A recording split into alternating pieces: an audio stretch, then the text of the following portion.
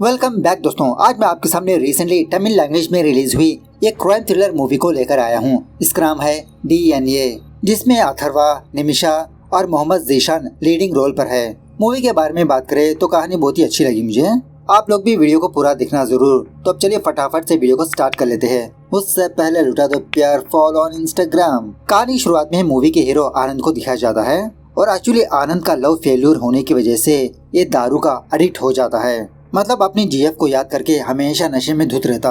आनंद की फैमिली में सारे लोग अच्छे पोजीशन पर होते हैं। मतलब आनंद का खुद का फादर एक प्रोफेसर होता है। इसके दोनों भाई भी अच्छी खासी जॉब करते हैं। सिर्फ ये आनंद ही अपनी जिंदगी में कुछ भी नहीं उखाड़ा होता, बस हमेशा नशे में धुत रहता, जॉब वॉब तो करता नहीं। सो आनंद के फैमिली मेंबर्स आनंद के छोटे भाई प्रकाश की शादी करने का डिसाइड करते हैं। प्रकाश ऑलरेडी एक लड़की से प्यार करता रहता है। उस लड़की के बारे में अपनी फैमिली मेंबर से ऑलरेडी बता चुका होता है और वैसे भी इस पियक्कड़ आनंद को कौन अपनी लड़की देगा।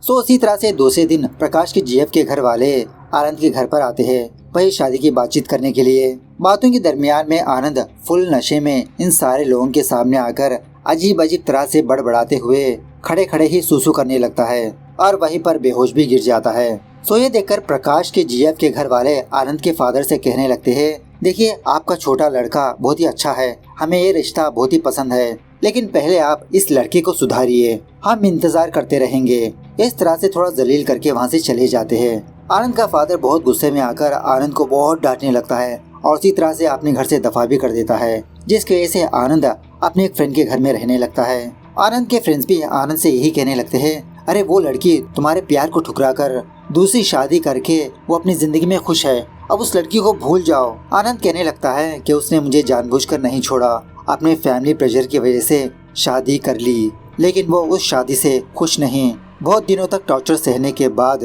वो लड़की मर गई, आत्महत्या कर लिया उसने। आनंद के फ्रेंड्स ठान लेते हैं कि आनंद को सही रास्ते पर लाना पड़ेगा, इससे दारू को छुड़वाना होगा। इसलिए आनंद को रिहैबिलिटेशन सेंटर पर ज्वाइन करवाते हैं। धीरे धीरे आनंद के अंदर थोड़ा सुधार आने लगता है। दूसरे सीन में दिव्या नाम की एक लड़की को दिखाया जाता है। फिलहाल दिव्या के घर पर लड़के वाले देखने के लिए आए होते हैं दिव्या को। दिव्या की माँ दिव्या को काफी सारी बातें समझाती रहती है कि तुम चुपचाप कॉफी लेकर लड़के वालों को कॉफी देकर वहीं पर खड़ी रहो, कुछ मत बोलो। बात यह है कि एक्चुअली दिव्या कुछ ज्यादा मैच्योर नहीं होती। अगर ये बात करना स्टार्ट होती है तो बच्चों की तरह बात करने ही लगती है। दिव्या को देखकर काफी सारे लोग यही समझते हैं कि दिव्या कुछ पागल है। सो इसीलिए दिव्या की माँ दिव्या को समझाती है कि तुम कॉफी देकर चुपचाप खड़ी रहो। तो दिव्या उसी तरह से लड़के वालों को कॉफी देकर चुपचाप खड़ी रहती है। लड़के वाले दिव्या से थोड़े बहुत सवालात भी करते रहते हैं। दिव्या की माँ उसका जवाब देती रहती है, लेकिन एक टाइम आने के बाद दिव्या बात करना स्टार्ट करती है कि किसने कहा कि मुझे बात करना नहीं आता, मुझे अच्छी तरह से बात करना आता है। मेरी माँ ने कहा कि मुझे बात करना नहीं चाहिए, चुपचाप कॉफी देकर वापस आ जाना है, इसलिए मैं चुपचाप खड़ी हूँ। इस तरह से बेफिजूल की बातें करने लगती है। ये देखकर लड़के वाले समझ जाते हैं कि ये लड़की तो पागल है, चुपचाप उठकर चले जाते हैं। उसके बाद दिव्या की माँ दिव्या को बहुत मारने पीटने लगती है कि मैंने तुमसे क्या कहा और तुमने क्या किया, अगर ऐसा ही चलता रहेगा तो तुम्हारी शादी नहीं होगी।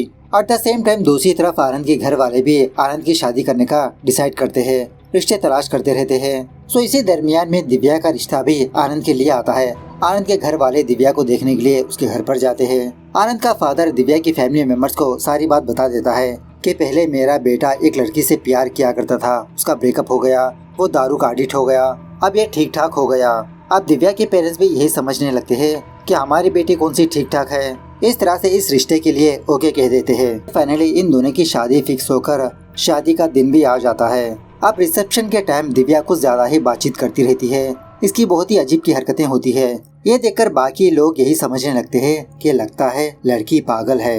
आनंद के फ्रेंड्स उन लोगों की बातें सुनकर आनंद के पास जाकर बताने लगते हैं कि अरे यार वो लड़की हमें कुछ ठीक नजर नहीं आ रही, तुम इस शादी से मना कर दो, तुमको एक और अच्छी लड़की मिल सकती है। लेकिन आनंद कुछ भी जवाब नहीं देता। उसके बाद आनंद के फ्रेंड्स आनंद के फादर के पास जाकर कहने लगते हैं कि अंकल अब आनंद तो दारू पीना छोड़ दिया, अच्छी खासी जॉब भी कर रहा है, वो लड़की हमें ठीक नहीं लग रही, आनंद को इससे भी बेहतर लड़की मिल सकती है, प्लीज अंकल ये शादी मत करिए। और तभी ये बातें दिव्या के घर वाले सुन लेते हैं। इसी बात को लेकर दोनों फैमिलीज के बीच झगड़ा होने लगता है। दिव्या की फैमिली वाले कहने लगते हैं कि अगर हमारी बेटी पागल है तो तुम्हारा बेटा कौन सा दूध का धुला है, और वैसे भी क्या गारंटी है कि आपके बेटे ने दारू छोड़ दिया। इन सारी चीजों को देखकर दिव्या बहुत रोने लगती है कि लगता है ये शादी नहीं होगी। दिव्या को देखकर आनंद दिव्या का हाथ पकड़कर सारे लोगों से ही कहने लगता है कि मैं इसी लड़की से शादी करूंगा और आप लोग फिक्र मत करिए, मैं इस लड़की का अच्छे से ख्याल रखूंगा। मुझे लगता है कि दिव्या मेरी जिंदगी में आने के बाद मेरी जिंदगी और अच्छे से संवर जाएगी। इस तरह से फाइनली आनंद दिव्या से ही शादी कर लेता है। शादी होने के बाद इन दोनों की जिंदगी अच्छे से गुजरने लगती है। ये दोनों एक दूसरे को समझने लगते हैं और इसी तरह आनंद भी दिव्या की बहुत ही अच्छे से केयरिंग करते रहता है। सारी चीजें सिखाने लगता है कि किस जगह पर किस बंदे से कैसे बिहेव करना है। उसी तरह आनंद भी दारू वारू छोड़कर फैमिली प्लानिंग में बिजी होता है। कुछ दिनों के बाद दिव्या प्रेग्नेंट होती है। सो आनंद खुद दिव्या को हॉस्पिटल ले जाकर उसका चेकअप करवाते रहता है। एक्चुअली ये दोनों सेपरेटली रहने लगते हैं। प्रेगनेंसी की बात सुनकर दोनों फैमिली मेंबर्स बहुत खुश होते हैं। खैर दूसरे सीन में एक बूढ़ी औरत को दिखाया जाता है। फिलहाल ये बूढ़ी औरत अपने दोनों हाथों में काफी सारे स्नैक्स लेकर एक गवर्नमेंट हॉस्पिटल पर आती है, मतलब वहाँ की प्रेग्नेंट औरतों को थोड़ा स्नैक्स वगैरह बेचने के लिए। लेकिन शॉकिंगली ये बुढ़िया हॉस्पिटल में कुछ कांड करके एक नवजात बच्चे को चुराकर अपने एक स्नैक्स की बैग में रखकर उसके ऊपर थोड़े स्नैक्स रखकर वहाँ से ले जाती है। कुछ दिनों के बाद दिव्या का डिलीवरी डेट आने पर दिव्या को हॉस्पिटल में एडमिट किया जाता है। दिव्या एक लड़के को जन्म देती है। एक नर्स बच्चे को लेकर आनंद की फैमिली को दिखाने पर सारे फैमिली वाले बहुत खुश होने लगते हैं, स्पेशली आनंद का फादर, क्योंकि अब आनंद की लाइफ भी सेटल हो चुकी है। आनंद भी अब बाप बन चुका है। सो आनंद का फादर एक ज्योतिषी को फोन करके अपने पोते के बारे में बताने लगता है कि इसका ज्योतिष बताइए। तो वो बंदा आनंद के फादर से कहने लगता है कि आपका पोता इस राशि में पैदा हुआ और आने वाले दिनों में आपका खानदान का नाम रोशन करेगा। इस तरह से कुछ पॉजिटिव बातें बताने पर आनंद का फादर और खुश होने लगता है। उसके बाद हॉस्पिटल वाले उस बच्चे को लेकर किसी दूसरे रूम में रख देते हैं मॉनिटर करने के लिए। तभी हम ये देखते हैं कि उसी हॉस्पिटल पर वो बूढ़ी औरत आने लगती है अपने हाथों में बैग्स लेकर। एक्चुअली ये प्राइवेट हॉस्पिटल होती है। और थोड़ी देर के बाद हॉस्पिटल वाले दिव्या के बच्चे को दिव्या के पास लाते हैं दूध पिलाने के लिए। दिव्या इस बच्चे को देखकर शॉक में रह जाती है, कहने लगती है कि माँ ये मेरा बच्चा नहीं है। ये सुनने के बाद सारे फैमिली मेंबर्स भी शॉक में रह जाते हैं। हॉस्पिटल वाले कहने लगते हैं नहीं ये आप ही का बच्चा है। लेकिन दिव्या जोर जोर से चिल्लाने लगती है कि नहीं ये बच्चा मेरा नहीं है, ये किसी और का बच्चा है, मेरा बच्चा कहाँ पर है। तभी यहाँ की डॉक्टर दिव्या के पास आकर पूछने लगती है कि तुम्हें कैसे पता कि ये बच्चा तुम्हारा नहीं है। इस बच्चे के ऊपर सारे टैक्स लगे हैं, माँ का नाम, टाइम, डेट, सब कुछ। आनंद भी यही बात पूछने लगता है, अरे दिव्या तुम ऐसा कैसा कह सकती हो कि ये बेबी हमारा बेबी नहीं है। दिव्या दोबारा जोर जोर से यही बात कहने लगती है, नहीं ये बेबी हमारा नहीं है, जो पहली बार मुझे बेबी दिखाया गया है वो बेबी ये बेबी नहीं है। वो डॉक्टर आनंद को थोड़ा साइड में बुलाकर कहने लगती है कि लेडीज को डिलीवरी होने के बाद ऐसे बिहेव करते हैं रेयरली। क्या दिव्या पहले भी ऐसा बिहेव किया करती थी, मतलब क्या उसको कुछ दिमागी प्रॉब्लम है। आनंद दिव्या की प्रॉब्लम उस डॉक्टर को बताने लगता है, भाई कुछ ज्यादा बड़बड़ाती है, इतना मैच्योर नहीं है। डॉक्टर कहने लगती है कि शायद इसीलिए दिव्या ऐसा बिहेव कर रही है। आप लोग फटाफट से दिव्या को अपने घर वापस ले जाओ, वरना हमारे हॉस्पिटल का नाम खराब हो सकता है। लेकिन बाद में आनंद को भी थोड़ा शक होकर पुलिस में कंप्लेंट देने लगता है। तो एक इंस्पेक्टर उस हॉस्पिटल पर आकर इसी के बारे में इन्वेस्टिगेशन करते रहता है। वहाँ की डॉक्टर हॉस्पिटल का सारा सीसीटीवी फुटेज दिखाने लगती है, मतलब दिव्या को कितने बजे डिलीवरी हुई और कितने बजे नर्स उस बेबी को लेकर आईसीयू रूम में ले गई, उसके बाद कितने बजे दोबारा दिव्या के पास लेकर आई फीड करवाने के लिए। सारी चीजें बहुत ही क्लियर होती है। इंस्पेक्टर आनंद से कहने लगता है कि मुझे लगता है कि आपके केस में कोई भी गलती नहीं हुई, आप लोग ही थोड़ा ओवर रिएक्ट कर रहे हो, आप खुद ही अपनी बीवी को समझा लो। इस तरह से रिपोर्ट देकर वहाँ से चला जाता है। उसके बाद दिव्या को हॉस्पिटल से डिस्चार्ज किया जाता है। दिव्या अभी भी यही बात कहती रहती है कि ये बेबी मेरा बेबी नहीं है, मुझे मेरी बेबी को लाकर दो। दिव्या का कॉन्फिडेंस देखकर आनंद सोच लेता है कि खुद इस केस की इन्वेस्टिगेशन करेगा। इस तरह से एक लॉयर से मुलाकात करके डीएनए रिपोर्ट्स के बारे में पूछने लगता है कि अगर हम कोर्ट में डीएनए के लिए अप्लाई करें तो कैसा होगा। वो लॉयर कहने लगता है कि अगर तुम कोर्ट के जरिए से जाओगे तो बहुत ही लंबा प्रोसेस होगा, तुम प्राइवेट तरीके से अप्लाई करो, मैं तुम्हारी मदद करूंगा। बाद में हम वो डीएनए रिपोर्ट्स कोर्ट में सबमिट करेंगे, तब हमारा केस स्ट्रांग होगा। तो आनंद उसी तरह से चोरी चुपके उस बेबी के पास जाकर कुछ सैंपल्स लेता है और उसी तरह से अपने सैंपल्स भी लेकर किसी लैब पर भिजवा देता है इन दोनों का डीएनए मैच करवाने के लिए। बहुत ही जल्द रिपोर्ट्स भी आ जाते हैं, पता चलता है कि सच में वो बेबी आनंद का नहीं है। सो आनंद और उसका फ्रेंड शॉक में रह जाते हैं कि जिसका मतलब दिव्या सच्ची बता रही है। अगर वो बेबी हमारा नहीं है तो हमारा बेबी कहाँ पर गया। आनंद उस इंस्पेक्टर के पास जाकर यही रिपोर्ट दिखाते हुए केस की इन्वेस्टिगेशन करने के लिए कहता है। वो इंस्पेक्टर एक कांस्टेबल को आनंद के केस में लगा देता है जो कुछ दिनों के बाद रिटायर होने वाला होता है। कांस्टेबल और आनंद कुछ और सबूत हासिल करके आनंद अपने लॉयर के जरिए से कोर्ट में प्रोड्यूस करता है। सो कोर्ट भी ऑर्डर दे देती है कि अगर वो बेबी आनंद और दिव्या का नहीं तो इनका बेबी क्या हुआ, इनके बेबी को फाइंड आउट करिए और जब तक इनका बेबी नहीं मिल जाता तब तक दिव्या के पास जो बेबी होता है उसकी केयरिंग करे और इसी तरह उस बेबी के माँ बाप को भी फाइंड आउट करे। सो उसके बाद आनंद और वो कांस्टेबल इस केस की इन्वेस्टिगेशन करना स्टार्ट करते हैं। वो कांस्टेबल आनंद की बहुत मदद करते रहता है क्योंकि इस कांस्टेबल का बेटा भी बचपन में मर गया था। इन्वेस्टिगेशन के दौरान वो कांस्टेबल आनंद को एक ऑफिस पर ले जाता है। वहाँ का एक बंदा इन दोनों से कहने लगता है एक्चुअली कुछ लोग नवजात बच्चों को चुरा लेते हैं, अगर लड़की है तो फॉरेन में बेच देते हैं, अगर लड़का है तो बलि दे देते हैं। ऐसे ट्रैफिकिंग के केस हमारे पास काफी सारे आते हैं। अब आनंद का तो बेबी बॉय होता है ना। ये सुनने के बाद ये बहुत डरने लगता है, क्या सच में इसके बच्चे को भी बलि दे दिया होगा। मेरा बच्चा मिस हुए अब तक 4 दिन हुए। कांस्टेबल आनंद को दिलासा दिलाते रहता है कि फिक्र मत करो, तुम्हारे बच्चे को कुछ नहीं हुआ होगा। इसी दरमियान में एक इन्फॉर्मर उस कांस्टेबल को फोन करके एक इन्फॉर्मेशन देने लगता है कि सर आज रात किसी मोहल्ले में कुछ लोग एक बच्चे की बलि देने वाले हैं। सो उसी रात कांस्टेबल और आनंद उस मोहल्ले पर जाकर उस बलि वाले प्लेस को ढूंढते रहते हैं। बहुत तलाश करने के बाद फाइनली आनंद उस प्लेस को फाइंड आउट कर लेता है। वहाँ पर कुछ लोग एक बच्चे की बलि देने वाले होते हैं, कुछ गुंडे भी होते हैं। आनंद उन गुंडों से जबरदस्त तरीके से फाइट करके उस बच्चे को बचा लेता है। कांस्टेबल पूछने लगता है क्या यह बच्चा तुम्हारा है। आनंद कहने लगता है मुझे पता नहीं सर, दिव्या से पूछना पड़ेगा। इस तरह से उस बच्चे को दिव्या के पास ले जाने पर दिव्या कहने लगती है नहीं, ये बच्चा मेरा नहीं है। दिव्या ये भी कहने लगती है कि सर अब फिलहाल मेरे पास जो बच्चा है उसके माँ बाप कितना तड़प रहे होंगे ना, बिल्कुल मेरी तरह। सो उसके बाद कांस्टेबल और आनंद उस बच्चे के पेरेंट्स के बारे में फाइंड आउट करने की कोशिश करने लगते हैं। काफी सारे गवर्नमेंट हॉस्पिटल पर जाकर पूछताछ भी करने लगते हैं। पता चलता है कि एक गवर्नमेंट हॉस्पिटल में किसी पेरेंट का बच्चा मिस हो गया। मतलब ये चीज आनंद को बाद में पता चलती है। इसी इन्वेस्टिगेशन के दौरान किसी जगह पर आकर बैठता है तो तभी वो बूढ़ी औरत अपने दोनों बैग्स के साथ आनंद के बगल में आकर बैठती है। वो बुढ़िया आनंद के पास ही पानी लेकर पीने लगती है और शॉकिंगली उस वक्त उसके बैग में एक छोटा बच्चा होता है जो अभी थोड़ी देर पहले चुराया। आनंद उस बुढ़िया को उसके बैग्स देते हुए मदद करने लगता है। थोड़ी देर के बाद आनंद को ये एहसास होने लगता है कि उस बुढ़िया के बैग में तो सिर्फ स्नैक्स है, लेकिन ये एक बैग इतना भारी क्यों है। आनंद उस बुढ़िया को ही देखते रहता है। तभी उस बुढ़िया के बैग से वो बच्चा अपना हाथ थोड़ा सा बाहर निकालने लगता है। जब तक आनंद उस बुढ़िया को पकड़ता वो बुढ़िया ऑटो में बैठकर वहाँ से भाग निकलती है। लेकिन इसके बावजूद भी आनंद अपनी बाइक के जरिए से उस बुढ़िया को फॉलो करके उसकी एरिया के पास पहुँच जाता है। वो बुढ़िया उस बच्चे को अपने घर पर लाकर किसी के हवाले कर देती है। एक बंदा उस बुढ़िया के पास से वो बैग लेकर वहाँ से जाने लगता है। आनंद भी उस बंदे को फॉलो करने लगता है। रास्ते के दरमियान में उस कांस्टेबल को फोन करके यही बात सुनाने लगता है, मतलब मैंने एक बुढ़िया के बैग में एक बच्चे को देखा और फिलहाल एक बंदा उस बच्चे को लेकर कहीं पर जा रहा है। कांस्टेबल कहने लगता है कि आनंद तुम जल्दबाजी में कुछ मत करना, मैं बैकअप के साथ तुम्हारे पास आ रहा हूँ, लोकेशन शेयर करो। बच्चा लेकर वो बंदा एक कंस्ट्रक्शन बिल्डिंग के पास जाता है। आनंद भी चोरी चुपके उस बंदे को फॉलो करते रहता है। उस कंस्ट्रक्शन बिल्डिंग के पास काफी सारे बंदे होते हैं।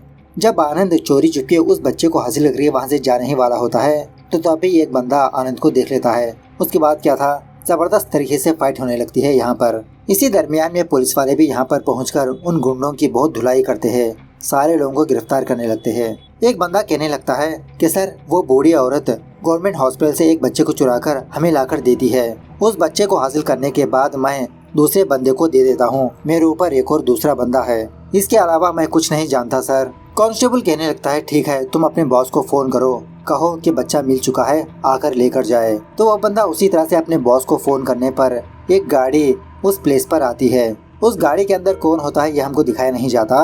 पुलिस वाले और आनंद सारे लोग उसी किसी जगह पर छुपे होते हैं। लेकिन ये गुंडा बंदा उस बच्चे को साइड में रखकर अपने बॉस से कहने लगता है कि भाई तुम यहाँ से भाग जाओ, यहाँ पर पुलिस वाले हैं। तो ये सुनने के बाद गाड़ी वाला बंदा वहाँ से भागने लगता है अपनी गाड़ी लेकर। लेकिन आइन टाइम पर आनंद मेन गेट का दरवाजा बंद कर देता है। उस गाड़ी के अंदर मूर्ति नाम का एक बंदा होता है, उसके बाद क्या था, पुलिस वाले इस मूर्ति को गिरफ्तार करके इंक्वायरी करने लगते हैं। इस मूर्ति की एक एजेंसी होती है जिसके जरिए से काफी सारे हॉस्पिटल्स को नर्सेस और सिक्योरिटी गार्ड्स को प्रोवाइड करते रहता है। मूर्ति यही कहने लगता है कि सर, जब भी मुझे पैसों की जरूरत होती है तो मैं अपने आदमियों की मदद से जब एक बच्चे को चुराता रहता हूँ, लेकिन एक्चुअली सर मैं भी दूसरों के कहने पर करता हूँ। मेरे ऊपर राजेंद्र नाम का एक बंदा है, उसकी बहुत बड़ी एजेंसी है, उसका बहुत बड़ा नेटवर्क है। बस मुझे इन्फॉर्मेशन मिलती है कि एक जगह से एक बच्चे को चुराना है, बदले में वो मुझे पैसे देते हैं तो मैं वही काम करता हूँ सर। इसके अलावा मुझे इस नेटवर्क के बारे में ज्यादा नहीं पता। सो पुलिस वाले और आनंद उस राजेंद्रन के बारे में फाइंड आउट करने की कोशिश करने लगते हैं। एक्चुअली इस राजेंद्रन के भी बहुत बड़ी एजेंसी होती है, बड़े बड़े हॉस्पिटल को नर्सेस और सिक्योरिटी गार्ड्स प्रोवाइड करते रहता है, और इसी तरह उस एरिया में एक टाइप ऑफ गुंडा भी होता है। आनंद और वो कांस्टेबल जब राजेंद्रन के पास जा रहे होते हैं, उस वक्त राजेंद्र किसी बार में होता है, तभी दूसरे गुंडे राजेंद्र पर हमला करने लगते हैं। आइन टाइम पर आनंद वहां पर पहुंचकर उस राजेंद्रन की जान को बचाने लगता है। इसी दरमियान में वो लोग आनंद को भी जख्मी करके इसको बहुत दारू पिलाने लगते हैं। जब आनंद होश में आता है तो ये देखता है कि दूसरे गुंडों ने राजेंद्रन को मार दिया। आनंद बहुत दुखी होने लगता है कि अब मेरे बच्चे के बारे में कैसे पता चलेगा। दूसरे दिन आनंद और कांस्टेबल उस राजेंद्रन के घर पर जाकर इंक्वायरी करने लगते हैं। पता चलता है कि इस राजेंद्रन की 2 बीवियां हैं। ये भी पूछते रहते हैं क्या उस राजेंद्रन के कोई दुश्मन वगैरह थे। इसी दरमियान में वरदराजन नाम का एक बहुत बड़ा बंदा राजेंद्रन को देखने के लिए उसके घर के पास आता है। इस वरदा के काफी सारे बड़े बड़े कंपनीज होते हैं, मतलब बहुत ही अमीर होता है ये। आनंद इस वरदा को देखकर यही सोचने लगता है कि इतना बड़ा बंदा इस गुंडे से क्यों मिलने के लिए आया है, क्या कनेक्शन है इन दोनों का। खैर उसके बाद दिव्या के पास जो बच्चा होता है ना, उस बच्चे के पेरेंट्स के बारे में पता करके आनंद और दिव्या उन लोगों के पास जाकर ये बच्चे को दे देते हैं। वो लोग बहुत ही गरीब होते हैं। अपने बच्चे को देखकर वो लोग बहुत खुश होने लगते हैं, और इसी तरह दिव्या को भी बहुत थैंक यू बोलने लगते हैं। ये बच्चा दिव्या का ना होने के बावजूद भी अपने बच्चे की तरह पाला। उसके बाद कांस्टेबल आनंद से कहने लगता है कि मैं गजा नाम के एक गुंडे को जानता हूँ, अगर हम उसके पास जाकर कुछ मदद मांगे तो जरूर कुछ हो सकता है। इस तरह से ये दोनों उस गजा के पास जाते हैं। शॉकिंगली आनंद उस गजा के पास उन गुंडों को देखता है जो गुंडे राजेंद्रन को मारा। वही बार में आनंद उन गुंडों से भी बहुत जबरदस्त तरीके से फाइट करने लगता है। फरेली चाकू लेकर गजा के गले पर रखकर यही बात पूछने लगता है कि बताओ तुम लोगों ने उस राजेंद्रन को क्यों मारा। ये गजा आनंद को एक शॉकिंग बात बताने लगता है कि हमें सुपारी मिली थी राजेंद्रन को मारने के लिए, और सुपारी देने वाला और कोई नहीं, वो बहुत बड़ा बिजनेसमैन वरदराजन है जो उस दिन वहाँ पर आया था। उसके बाद सीन थोड़ा सा फ्लैशबैक में जाने लगता है कुछ सालों पहले। एक्चुअली ये वरदा एक सॉफ्टवेयर इंजीनियर की तरह काम करते रहता है। एक दिन गवर्नमेंट से सारे हॉस्पिटल्स को ऑर्डर आता है कि सारे फाइल्स डिजिटलाइज करे। सो काफी सारे हॉस्पिटल वाले इस वरदा को अप्रोच करते हैं कि इनके हॉस्पिटल का डेटा भी डिजिटलाइज करे। अब वरदा को हॉस्पिटल की सारी चीजें पता लग जाती है, वही हॉस्पिटल में कितनी स्टाफ है, किस दिन कौन सा बच्चा पैदा हुआ। एक दिन एक कपल का बच्चा पैदा होते ही मर जाता है, जिसकी वजह से वो लोग बहुत रोते रहते हैं। सो वरदा दूसरों के बच्चे को लेकर इस कपल को दे देता है, मतलब दूसरे पेरेंट्स इस बच्चे को पाल नहीं सकते थे। तो ये कपल जिसने बच्चा खोया वो बहुत खुश होने लगते हैं। बदले में वरदा को काफी सारा सोना देने लगते हैं। अब इसी हॉस्पिटल में वो मरा हुआ राजेंद्रन एज ए कंपाउंडर की तरह काम किया करता था। इसी की वजह से एक बच्चे को चुराया था, राजेंद्रन को भी थोड़ा हिस्सा देने लगता है। कुछ दिनों के बाद वही कपल वरदा से मुलाकात करके कहने लगते हैं कि सर दूसरे कपल को भी ऐसा एक बच्चा चाहिए, प्लीज आप एडजस्ट कर दो ना, बदले में वो लोग आपको 5 लाख देने के लिए रेडी है। यह सुनने के बाद वरदा शॉक में रह जाता है कि पूरा महीना काम करने के बाद मुझे 40,000 रुपए मिलते हैं, लेकिन एक छोटा सा बच्चा बदलने पर लाखों की कमाई हो रही है। इस तरह से पैसों की लालच में राजेंद्रन की मदद से बच्चों को चुराने का काम स्टार्ट कर देता है। अब वरदा के पास तो काफी सारे हॉस्पिटल का एक्सेस होता है ना, इसको हर एक बात की खबर होती है कि किस टाइम पर कौन सा बच्चा पैदा हुआ, उस बच्चे के माँ बाप क्या करते हैं, क्या वो अमीर है गरीब है, क्या उस बच्चे को पाल सकते हैं या नहीं। ऐसा ही बिजनेस कर कर वरदा बहुत ग्रो होने लगता है। धीरे धीरे वरदा अपना नेटवर्क बढ़ाने लगता है। इसके काम में वो मूर्ति शामिल होता है जो एजेंसी का काम करता है। खैर कुछ दिनों पहले एक फॉरेन कपल वरदा के पास आकर एक बच्चे की मांग की, मतलब इस कपल को एक बेबी बॉय चाहिए, और इसी तरह एक राशि भी बोलने लगते हैं, इसी राशि वाला बच्चा चाहिए। मतलब ऐसी राशि वाले फ्यूचर में बहुत आगे बढ़ते हैं। ये कपल्स वरदा के सामने 2 करोड़ रुपए का ऑफर रखते हैं। उसके बाद क्या था, वरदा अपने सर्वर के जरिए से कुछ कपल्स को फिल्टर आउट करने लगता है। 10 कपल्स इसके सामने आते हैं। हर रोज इन 10 कपल्स को मॉनिटर करते रहता है। इन कपल्स में से आनंद और दिव्या भी होते हैं। और ज्यादा फिल्टर करने के बाद वरदा के सामने सिर्फ 3 ही कपल्स बचते हैं। जिस दिन दिव्या की डिलीवरी होती है उसी दिन 2 और औरतें भी बच्चे की डिलीवरी देते हैं, लेकिन वो दोनों लड़कियां होती है। सिर्फ दिव्या को ही लड़का पैदा होता है। अब उस मूर्ति को तो एक नर्स की एजेंसी होती है ना, एक ट्विन सिस्टर्स की मदद से उस हॉस्पिटल पर भेजकर विदिन सेकेंड में उस दिव्या के बच्चे को किडनैप करवा लेता है। मतलब दिव्या के बच्चे के प्लेस पर एक और बच्चे को रख देते हैं, जो उस दिन एक बुढ़िया अपने बैग में लेकर आई थी उस बच्चे को। सो वरदा उन एनआरआई कपल्स को वो बच्चा देने पर वो दोनों बहुत खुश होने लगते हैं। इसी दरमियान में वरदा को ये बात पता चलती है कि पुलिस वाले इस केस की इन्वेस्टिगेशन कर रहे हैं। जब तक ये लोग राजेंद्रन तक पहुंच जाते, राजेंद्रन को मरवा देता है। प्रेजेंट डे पर वही एनआरआई कपल वरदा को फोन करके कहने लगते हैं कि सर, जिस तरह से आपने हमको ये बच्चा दिया उसी तरह से एक और कपल को एक बच्चा चाहिए। सो वरदा उस एनआरआई कपल को एक मंदिर के पास बुलाता है। एक्चुअली वहीं पर मिलने का स्पॉट होता है इनका। दूसरे दिन उसी मंदिर पर दिव्या भी आती है। मन्नत मांगने लगती है कि इसको जल्द से जल्द इसका बच्चा मिल जाए। थोड़ी देर के बाद वही एनआरआई कपल्स दिव्या के बच्चे को लेकर इस मंदिर के पास आते हैं। दर्शन के टाइम जब वो बच्चा रो रहा होता है तो दिव्या के बगल में ही वो एनआरआई कपल्स खड़े होते हैं। कहने लगती है कि बच्चे को मुझे दे दीजिए, मैं संभालती हूँ। दिव्या के गोदी में आते ही वो बच्चा रोना बंद कर देता है। अब उसी वक्त वरदा भी यहाँ पर आकर दिव्या को ऐसे ही देखते रहता है कि जिस लड़की से हमने बच्चा चुराया आज वो बच्चा उसी के गोद में है। दिव्या इस बच्चे को बस ऐसे ही देखती रहती है। मतलब दिव्या को शक होने लगता है। जब तक दिव्या रिएक्ट करती उसी वक्त वरदा दिव्या के पास आकर उसके बच्चे को लेकर एनआरआई कपल्स को दे देता है कि आप लोग फटाफट से यहाँ से चले जाओ। अब दिव्या भी उन्हीं एनआरआई कपल्स के पीछे पीछे भागने लगती है। उसी वक्त आनंद भी उस मंदिर के पास पहुँचने पर दिव्या सारी बात बताने लगती है। जब आनंद बच्चे को हासिल करने वाला होता है तो वरदा के आदमी आनंद से फाइट करने लगते हैं। इसी फाइट के दौरान एक बंदा अपने हाथ में चाकू लेकर आनंद के पास जाने लगता है, लेकिन शॉकिंगली आनंद को नहीं मारता, वरदा को स्टैब करके मारने लगता है, क्योंकि ये बंदा और कोई नहीं राजेंद्रन का बेटा होता है। मतलब इस बंदे को पता लग चुका होता है कि इसके फादर को मरवाने वाला यही वरदा है। इस तरह से फाइनली दिव्या का बच्चा दिव्या की गोदी में आ जाता है। सो मूवी कैसे लगी कमेंट करके बताना जरूर। मिलते हैं अगले वीडियो में, तब तक take care, bye bye, see you soon.